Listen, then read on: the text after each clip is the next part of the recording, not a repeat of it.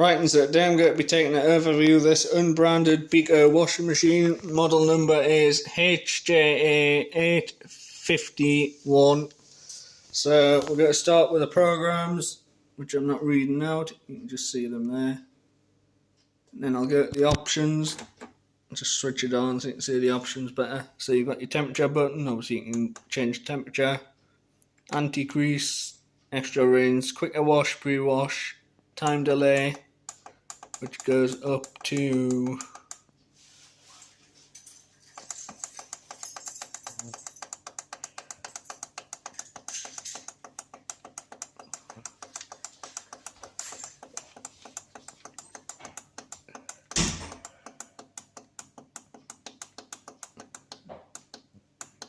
24 hours, and then you've got your spin button as well.